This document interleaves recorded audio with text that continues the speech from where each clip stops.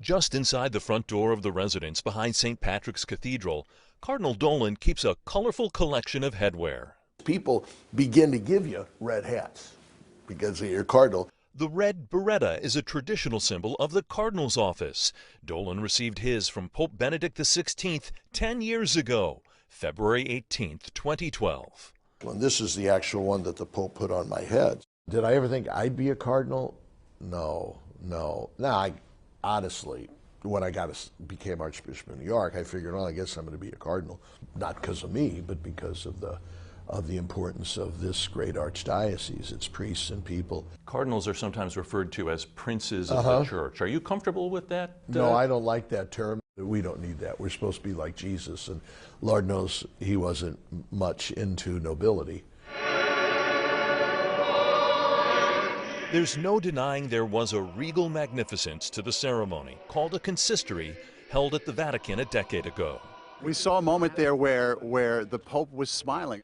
I joined Maurice Dubois in Rome to cover the events that whirlwind week. I see people whose friendship I cherish. Our affable Archbishop enjoyed the company of hundreds of friends and family who traveled to Rome, pilgrims who joined him for Mass and a meal every day. I remember how much fun you were having. So I figured, heck, I'm going to enjoy this. And did I ever? Joy is important to me, happiness. Joy is the infallible sign of God's goodness, as the French philosopher said. The Cardinal keeps a picture of his mother, then in her 80s, meeting Pope Benedict after he received his red hat. Shirley Dolan told me back in 2012 the Pope said to her son, "She is too young to be your mother." And she said to him, "Why, Holy Father, as a Catholic, I've always believed you to be infallible, but now I know it." It was a Dolan family celebration and reunion. Over. Your nieces brought communion. My niece, Erin, because she was expecting a baby. So I said, let's get two for the price of one. And my niece, Shannon, who had struggled with cancer. And then do you remember I got to pick one person to receive Holy Communion from him, and I chose my brother-in-law, Fred, because he was struggling with cancer. He's since gone to the Lord. But yeah, those were special moments, those very personal moments. A year later, Benedict shocked the world by resigning. Dolan was called to perform a cardinal's most solemn duty, electing a new pope during a so-called conclave.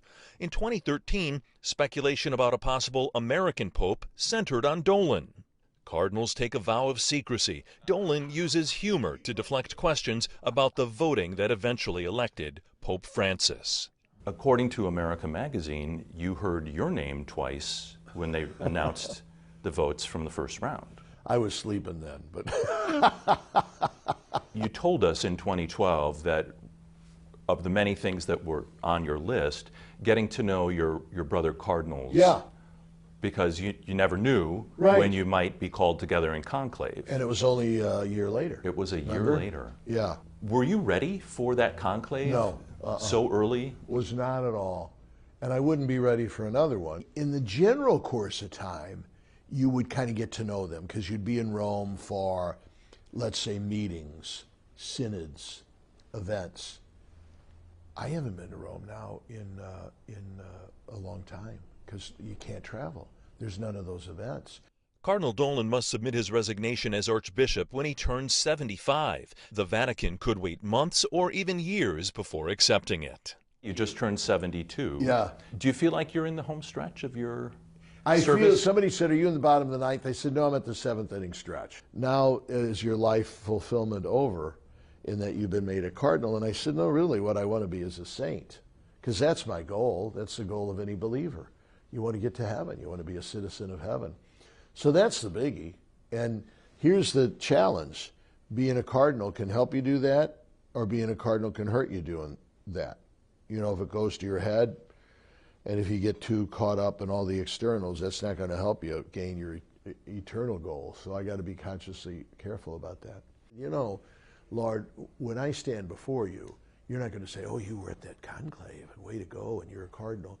You're going to say, when I was hungry, did you feed me? When I was in prison, did you visit me? When I was sick, did you care for me? When I was ignorant, did you teach me?